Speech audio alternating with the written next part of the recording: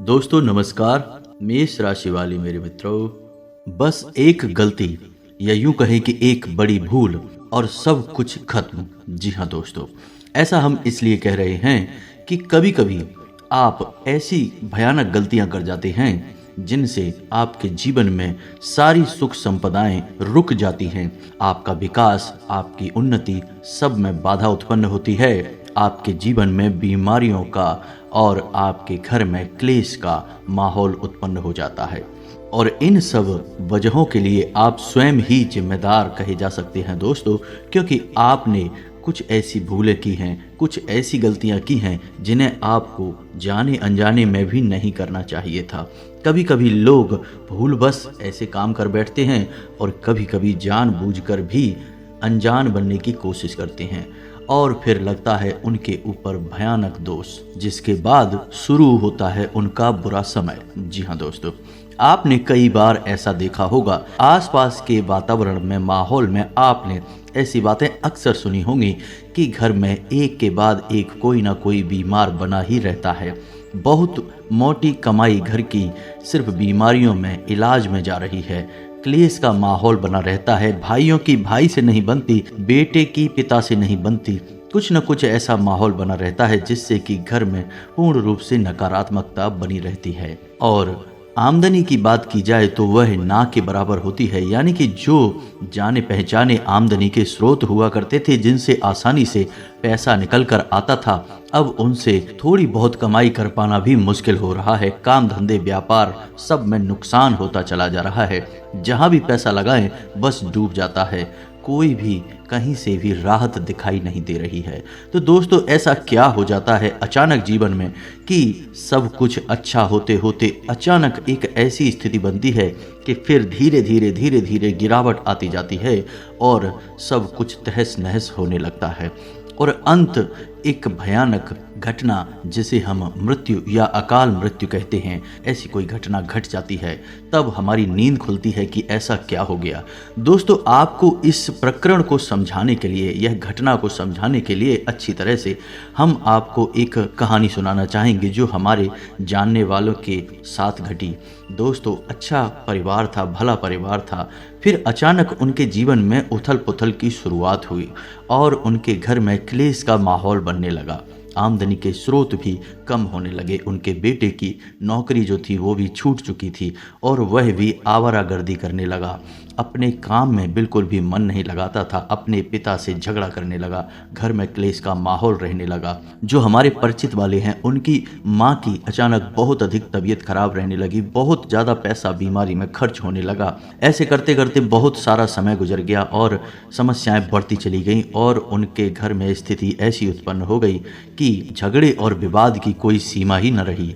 लोग उनकी बातों से तंग आने लगे, क्योंकि समझ में ही नहीं आता था कि किसकी गलती है। जो भी समझौता कराने की कोशिश करे तो कभी इसकी गलती समझ में आए, कभी उसकी गलती समझ में आए। दोस्तों, आप समझ रहे होंगे कि हम क्या कहने की कोशिश कर रहे हैं। यानी कि ऐसी स्थिति जहां बुद्धियां भ्रमित हो चुकी हैं, आमदनी खत्म हो चुकी है और घर में माहौल पूरी तरह से तबाह हो चुका है, बीमारियां प्रवेश कर चुकी हैं। आपको क्या लगता है ऐसी स्थिति घर में क्यों बन रही है? और इससे भी बुरा, अभी कुछ दिन पहले ही हमें समाचार प्राप्त हुआ कि करंट लगने के कारण उनके बेटे की मृत्यु हो गई। बहुत ही दुखद समाचार था। दोस्तों, इस तरह की जब खबरें हम सुनते हैं तो हमारा मन खराब होने लगता है। हमें ऐसा लगता है कि क्यों लोग अपनी नींद नहीं तोड़ना चाहते, क्यों आध्यात्मिकता की ओर नहीं जाना चाहते, क्यों जानबूझकर अपनी समस्याओं को बढ़ाते रहते हैं, किसी अनुभवी से सलाह नहीं लेते, क्यों इन समस्याओं के निवारण की कोशिश नहीं करते। अच्छा दोस्तों, इसमें एक बात और है जो हम बताना आपको भूल गए कि अंत में जब बहुत स्थिति खराब हो गई तो हमारे जो परिचित वाले हैं, उन्होंने किसी से सलाह ली तो एक उन्होंने पूजा पाठ का कार्यक्रम बताया कि आप अपने घर में ये अनुष्ठान कराइए, इससे आपको कुछ राहत मिल सकती है। तो जब उन्होंने उस कार्यक्रम को तय किया, उसकी डेट निश्चित कर ली, उसके 2 दिन पहले ही उनकी माताजी की तबीयत इतनी अधिक खराब हो गई कि उन्हें हॉस्पिटल लेकर भागना पड़ा और उनका पूरा ध्यान, पूरा पैसा उनकी बीमारी में लगने लगा और जो अनुष्ठान था उसकी डेट आगे बढ़ गई, यानी कि वह टल गया और उसके बाद फिर हुई यह अकाल मृत्यु। तो अब आप समझिए कि यह स्थिति कितनी विषम है, कितनी बुरी स्थिति है कि यहाँ अब आप बाहर निकलने की कोशिश भी कर रहे हैं लेकिन आप निकल नहीं पा रहे हैं। कोई ना कोई ऐसी शक्ति है जो आपको रोक रही है। दोस्तों, आज का यह वीडियो बहुत ही खास है और आज के इस वीडियो में हम एक एक करके हर एक परिस्थिति का तोड़ आपको बताएंगे और कई ऐसे हमारे व्यूअर्स और सब्सक्राइबर्स होंगे जिनके जीवन में इस प्रकार की घटनाएं या तो घट रही होंगी या फिर शुरुआत हो रही होगी। दोस्तों, हम आपको सब कुछ बताएंगे कि इस तरह की स्थिति की शुरुआत कैसे होती है और कब यह स्थिति विषम हो जाती है। अब आप चाहकर भी यहाँ से बाहर नहीं निकल पाएंगे। जी हाँ दोस्तों, आपके घर में, आपके ऊपर, आपके दिमाग पर अब किसी और का कब्जा हो चुका है। जी हाँ दोस्तों, तो चलिए दोस्तों वीडियो की शुरुआत करते हैं। आज का टॉपिक बहुत ही नाजुक है और इसे आपको बहुत गहराई से समझना पड़ेगा। यदि आपने इस वीडियो को पूरा नहीं देखा या फिर आधा अधूरा छोड़कर बीच में स्किप करके देखा तो आपको कुछ भी समझ नहीं आएगा और आप एक अमूल्य जानकारी से वंचित रह जाएंगे। दोस्तों, इस तरह का ज्ञान आपको कोई भी नहीं देता है। लोग ऊपर ऊपर की बातें करते हैं, गहराई तक कोई नहीं ले जाना चाहता और जब गहरे ज्ञान की बात करें तो लोग पैसे मांगने लगते हैं। दोस्तों, लेकिन हमारा मकसद कुछ और है। हम तो आपको जो भी है स्पष्ट बताना चाहते हैं। हमें किसी भी प्रकार के लेन देन में कोई भी दिलचस्पी नहीं है। दोस्तों, हम आपको बताएं कि स्थिति की शुरुआत कैसे होती है। स्थिति की शुरुआत होती है जब सब कुछ आपके घर में ठीक ठाक चल रहा है और अचानक एक बुरी घटना घटती है। जी हाँ दोस्तों, आप सतर्क हो जाइए, ध्यान से सुनिए कि होता कैसे है। जैसे कि किसी की जॉब चली गई, नौकरी चली गई, ठीक है, आपको सतर्क हो जाना है। या फिर एक दुर्घटना हुई, एक एक्सीडेंट हुआ जिसमें बाल बाल बच गया, आपका घर का कोई सदस्य है जो बाल बाल बच गया, आपको सतर्क हो जाना चाहिए। यह शुरुआत है।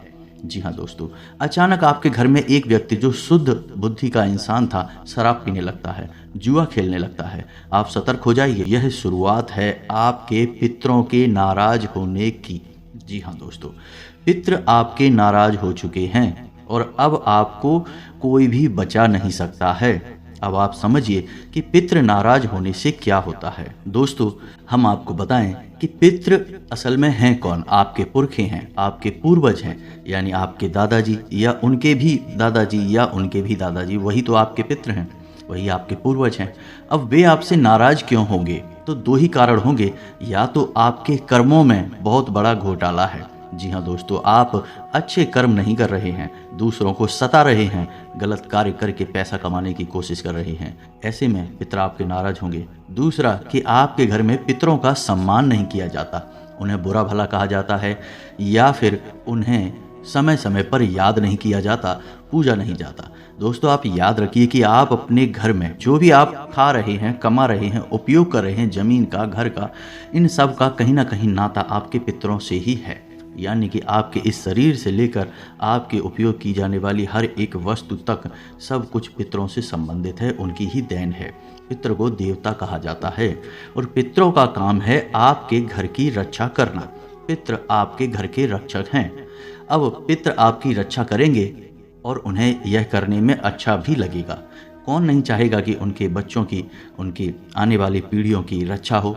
लेकिन अब ऐसे में होता यह है कि हमारे कुछ ऐसे काम होते हैं जिनसे हमारे पितृ निर्बल होने लगते हैं, कमज़ोर होने लगते हैं। और जब वो निर्बल होते हैं, कमज़ोर होते हैं और वो यह भी देखते हैं कि देखो हमारे पोते पोतियां हैं कैसे कैसे काम कर रहे हैं, उल जलूल काम कर रहे हैं, तो इनसे वो नाराज़ भी हो जाते हैं। तो फिर हमारे घर से सुरक्षा का जो घेरा है वह हट जाता है और ऐसी स्थिति उत्पन्न होती है। अब जिस घर में सुरक्षा का घेरा नहीं है उस घर में कौन आएगा? उस घर में भूत प्रेत आएंगे, उस घर में नकारात्मक शक्तियाँ आएंगी। और यदि पितृ होते तो उन्हें रोक देते। अब पितृ है नहीं तो भूत प्रेत आपके घर में आएंगे और आपके घर का माहौल खराब करेंगे। तो अब इन सब बातों के बीच आपके मन में ये प्रश्न उठ रहा होगा कि हर इंसान तो गलत काम नहीं करता है, सभी मेहनत करते हैं। बहुत कम ही लोग ऐसे होते हैं जो गलत काम करके पैसा कमाने की कोशिश करते हैं। फिर उनसे पितृ नाराज क्यों हैं? तो दोस्तों, स्थितियां दो हैं, आप समझिए। एक स्थिति जिसमें आपके पितृ नाराज हैं और दूसरी स्थिति जिसमें आपके पितृ कमज़ोर हैं, शक्तिहीन हैं। दोनों ही स्थितियां आपके लिए खतरनाक हैं। तो पितृ नाराज गलत काम की पैसा कमाने से हो जाते हैं या गलत तरीके से जीवन यापन करने से होते हैं, आप गलत हरकतों में लिप्त हैं। और पितृ कमज़ोर कब होते हैं? जब आप उनको मान सम्मान नहीं करते हैं, समय समय पर उन्हें याद नहीं करते हैं, पितरों को भोजन नहीं देते हैं, तो आपके पितृ कमज़ोर हो जाते हैं, शक्तिहीन हो जाते हैं। ऐसी स्थिति में भी वे आपको रक्षा नहीं कर पाएंगे, आपके घर के आसपास नहीं रह पाएंगे। जी हाँ दोस्तों, तो अब कौन सी स्थितियां ऐसी होती हैं, क्यों पितृ कमज़ोर होते हैं, इन सब के बारे में आगे हम बात करेंगे। साथ ही साथ हम यह भी बात करेंगे कि अगर हमें अपने घर में सुख और समृद्धि चाहिए तो कौन सी हैं वो आदतें। कुछ आदतें ऐसी होनी चाहिए दोस्तों जो हमें निश्चित तौर पर अपना लेनी चाहिए, हमेशा हमेशा के लिए। उन आदतों को यदि आप अपना लेंगे तो हम गारंटी देते हैं दोस्तों कि आपके घर में केवल उन्नति ही उन्नति आएगी। माता लक्ष्मी आपके घर में हमेशा के लिए निवास करेंगी और आपका कोई बाल भी बांका नहीं कर पाएगा। जी हाँ दोस्तों, हम गारंटी देते हैं इस बात की। तो चलिए दोस्तों, अब हम आपको इनके निवारण के बारे में बताते हैं। अभी तक हमने पितृ के बारे में बात किया कि कैसे पितृ नाराज होते हैं, कमज़ोर होते हैं। अब हम इनके निवारण के बारे में बात करेंगे, जो कि बहुत ही महत्वपूर्ण विषय है। जी हाँ दोस्तों, इसमें हमें यह भी पता चलेगा कि हमारे पितृ हमारी किन छोटी छोटी बातों से कमज़ोर होते हैं और हम कैसे उन्हें शक्तिवान बना सकते हैं। वीडियो के मुख्य विषय की शुरुआत करें इससे पहले हम आपसे चाहेंगे कि कमेंट में पूरे भक्तिभाव के साथ जय माँ भद्रकाली रक्षा करो अवश्य लिखें। माता आपका उद्धार करेंगी, आपको सीधा आशीर्वाद प्राप्त होगा। आज के इस वीडियो में हम आपको ऐसा कहने में थोड़ा सा लेट हो गए हैं, क्योंकि आज के विषय में हम इतना खो गए कि हम यह बोलना ही भूल गए, जिसके लिए माता से हम माफ़ी चाहेंगे। माता माफ़ करेंगी। तो चलिए दोस्तों शुरू करते हैं। बताते हैं कि पितृ शक्तिहीन कैसे होते हैं, यानी पितरों को ऊर्जा क्यों नहीं मिल पा रही है। दोस्तों हम आपको बता दें कि जब हमारे घर में कोई बुजुर्ग इस संसार को छोड़कर जाता है तो इस संसार और मुक्ति मार्ग के बीच में एक स्थान होता है जिसे हम पितृलोक कहते हैं। उस स्थान पर हमारे पितरों का निवास स्थान होता है, वहाँ वो रहते हैं। अब उनके पास ईश्वर के द्वारा या भगवान विष्णु के द्वारा, क्योंकि पितरों का कार्यभार भगवान विष्णु के पास होता है, तो भगवान विष्णु ने उन्हें इतना आशीर्वाद दिया है कि वे अपने वंशजों के जीवन में होने वाली घटनाओं को किसी प्रकार से प्रभावित कर सकते हैं। जी हाँ दोस्तों, यदि उनकी ऊर्जा बढ़ी हुई हो तो वो उन घटनाओं को टाल भी सकते हैं, रोक भी सकते हैं। यानी कि वे मरने के बाद भी, इस संसार को छोड़ने के बाद भी हमारे जीवन में पूरा पूरा प्रभाव रखते हैं, हमारे जीवन को चलाने में हमारी मदद करने के लिए तैयार रहते हैं। तो यह तो हुआ पितरों का। आपने समझा कि कैसे पितृ होते हैं, कहाँ जाते हैं, कैसे रहते हैं। अब इसमें समस्या यह आ जाती है कि पितृ नाराज हो गए क्योंकि आपका जीवन जीने का तरीका सही नहीं है। अब आप यहाँ रहने वाले लोगों को तो बेवकूफ़ बना सकते हैं, बातों में ले सकते हैं, लेकिन जो इस संसार को छोड़ के जा चुका, किसी दूसरे संसार से आपको देख रहा है, आप उससे झूठ नहीं बोल सकते हैं। आपके अंतर्मन की बातें भी वह जानता है, तो उन्हें पता है कि आप क्या कर रहे हैं, आपने किससे झूठ बोला है, आपने किसको रिश्वत ली है, किससे क्या किया है, उन्हें सब पता है। तो जब वो देखते हैं कि हमारे वंशज कैसी जीवन जी रहे हैं, कितना बुरा उन्होंने जीवन को चुना है, तो फिर मन दुखी हो जाता है और नाराज हो जाते हैं। फिर वे आपके ऊपर से अपना हाथ हटा लेते हैं, फिर रक्षा नहीं करते। अब दूसरा यह है कि वे कमज़ोर हो गए। अब आपकी रक्षा तो करना चाहते हैं लेकिन कमज़ोर हो गए, तो पितरों को आपसे ही शक्ति प्राप्त होती है, आपके किए हुए कर्मों से। आप कुछ न कुछ ऐसा करें, तो हमारे शास्त्रों में इस बात के लिए कई सारे प्रबंध किए गए हैं, जिनमें यह स्पष्ट तौर पर बताया गया है कि पितरों को कैसे शक्तिवान बनाएं। समय समय पर पितरों को भोजन कराएं, पितरों को तर्पण दें, पितरों को याद करें, मान सम्मान दें। इससे पितृ शक्तिवान होते हैं, खुश होते हैं। तो अब आपको करना क्या है? आपको कुछ छोटी छोटी आदतें हैं जो अपनी जीवन शैली में शामिल करनी है। पहली आदत यह है कि महिलाएं जब खाना बनाएं, ध्यान से सुनना है आपको कि महिलाएं जब खाना बनाएं तो 2 रोटी, यानी पहली रोटी गाय के लिए अवश्य निकालें। जी हाँ दोस्तों, पुराने ज़माने में ऐसा हुआ करता था कि हमेशा पहली रोटी गाय के लिए निकाली जाती थी। अब गाय आपको ना मिली, बोले गाय तो है ही नहीं हमारे आसपास, हमारे घर में भी नहीं है, तो गाय की रोटी कहाँ ले जाएंगे? भाई आप गाय की रोटी बनाकर रख लो, शाम तक या दिन में कभी भी आपको गाय दिखाई दे उसे आप रोटी खिला दो। गाय के नाम से रोटी आप निकालो अवश्य। आखिरी रोटी आपको कुत्ते के लिए निकालनी है। अब शास्त्रों में गाय को और कुत्ते को पितरों का सूचक माना गया है। जिस घर में गाय के लिए और कुत्ते के लिए रोटी निकाली जाती है उस घर में पितृ हमेशा शक्तिशाली रहते हैं, शक्तिवान रहते हैं। इसका दूसरा फायदा और भी है कि अक्सर ऐसा होता है कि खाना बनाने जा रही हैं महिलाएं, माताएं, बहनें हमारी, और आटा बच गया, थोड़ा सा ही आटा बचा, 2 रोटी का आटा बचा या 4 रोटी का बचा, उन्होंने उस आटे को उठाकर फ्रिज में रख दिया। अब वह जो लगा हुआ आटा है, जिसे माड़ा हुआ आटा कहते हैं, यह आटा आपने रोटी नहीं बनाई, इसे रख दिया, तो जैसे ही आपने इसको रखा यह पिंड का रूप ले लेता है और पिंड भूतों का खाना होता है। भटकती हुई आत्माएं, अतृप्त आत्माओं का भोजन होता है पिंड, तो उनका मुंह उनमें लगता है और वह खाना भयंकर नकारात्मकता को अपने में समेट लेता है। अगले दिन आपने उसी आटे से रोटी बनाकर फिर से खिला दी अपने घर के सदस्यों को, तो अब क्या होगा? जो भूतों का भोजन था वह आपके घर के सदस्यों ने कर लिया, तो अब बुद्धियां कहाँ जाएंगी, उनका विवेक कहाँ जाएगा, बौद्धिक बल तो समाप्त होगा ही। तो फिर जुआ, शराब जैसी लतें लगेंगी, उल्टे सीधे व्यसन, उल्टी सीधी गतिविधियां होंगी।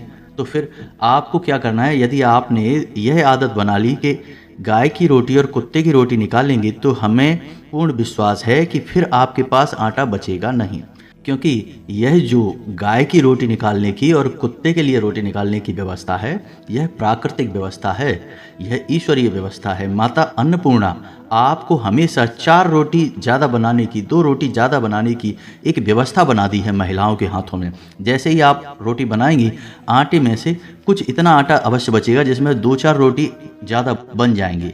अब वो रोटियां आपको असल में बनानी थी गाय की और कुत्ते की, क्योंकि वह पितृ का भोजन था, लेकिन आपने नहीं बनाया, आपने कंजूसी दिखाई और उस आटे को रख दिया फ्रिज में। अब यह व्यवस्था अभी से शुरू हुई है, पुराने समय से नहीं। हमारे पुरातन भारत में तो गाय की रोटी, कुत्ते की रोटी अवश्य निकाली जाती थी, लेकिन अब महिलाएं उसे फ्रिज में रखने लगी हैं। तो यह तो माता अन्नपूर्णा के द्वारा बनाई गई व्यवस्था है, जिसमें आपके घर के लोग भी भोजन करेंगे और बाहर के जीव जंतु भी भोजन करेंगे आपके ही माध्यम से।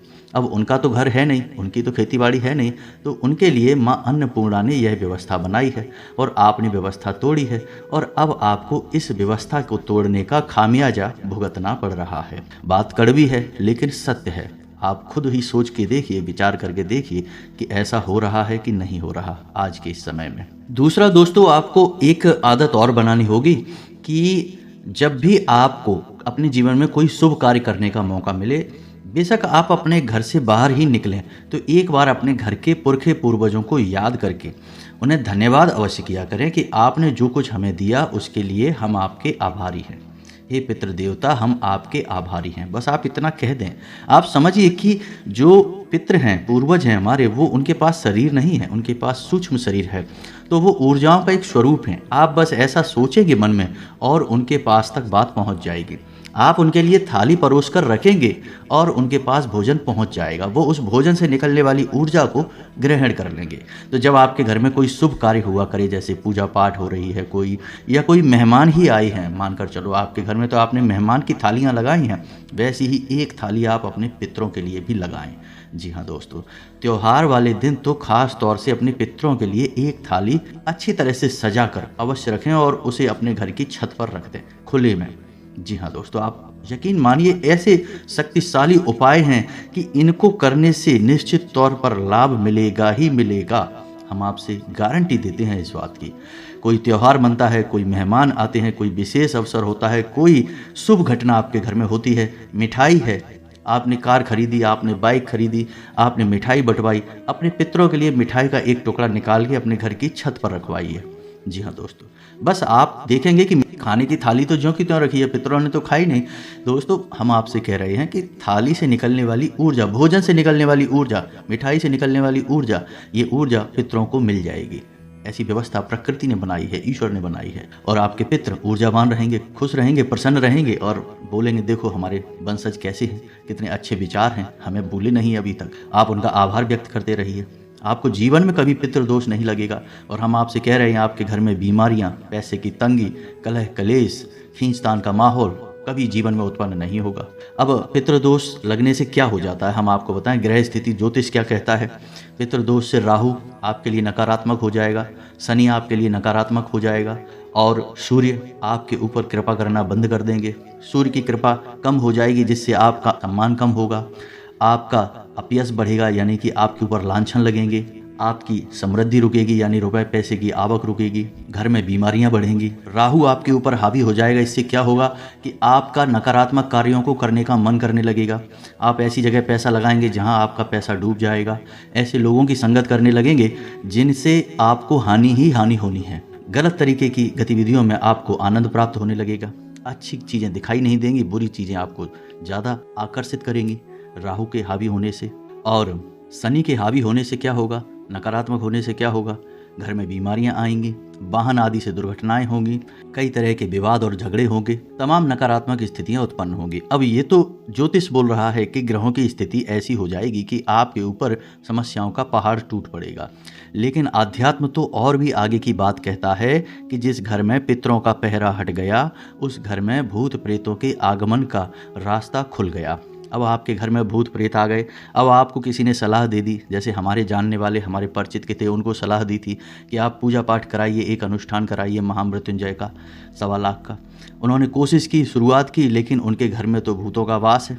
कौन चाहेगा, आराम से भोजन पानी मिल रहा है, घर में रह रहे हैं, घर से बाहर निकलें, भगवान भोलेनाथ का अनुष्ठान हो जाएगा तो निकलना ही पड़ेगा घर से बाहर, तो कौन निकलना चाहेगा। तो उन्होंने माता जी को इतनी पीड़ा, इतनी तकलीफ दे दी कि हॉस्पिटल जाना पड़ा, दवाइयों का खर्चा उठाना पड़ा, पूरा ध्यान उस अनुष्ठान से हट गया। और आगे चल के जब फिर दोबारा कभी मन बनाया तो फिर अकाल मृत्यु हो गई। तो आप समझिए कि स्थिति कितनी बुरी है। तो इस स्थिति से आपको निकलना बहुत मुश्किल हो जाता है, लगभग नामुमकिन हो जाता है। स्थिति बहुत बुरी है। तो हम नहीं चाहेंगे कि इस प्रकार की स्थितियों में आप में से कोई और फंसे। पहले ही सतर्क हो जाइए। जब भी पहला नुकसान हो घंटी बज जानी चाहिए कि कहीं पितृ तो नाराज नहीं हैं, पितरों का पहरा तो नहीं हट गया, कहीं बहुत देर हो गई, उसके बाद फिर आप कुछ नहीं कर पाएंगे। फिर तो जो आपके ऊपर हावी हैं वही करेंगे, आपको तो बस भोगना ही भोगना होगा। बहुत मुश्किल हो जाता है पीछा छुड़ा पाना दोस्तों। तो हमारे कहने से आप कुछ छोटी छोटी आदतें और डालिए, जैसे अपने घर की दहलीज पर शाम के समय एक गाय के घी का दीपक अवश्य जलाया करिए। वह हमारी कुल देवी के ऊपर होता है। कुल देवी भी हमारे कुल की पालनहार हैं, रक्षक हैं, भले बुरे का ज्ञान रखती हैं, साथ देती हैं। तो कुल देवी के लिए एक अपना रखिए दीपक। पितरों को याद करते रहिए। आपके जीवन में कभी कुछ भी बुरा होगा नहीं दोस्तों। जो बुरा हो रहा होगा वह भी धीरे धीरे कम होने लगेगा।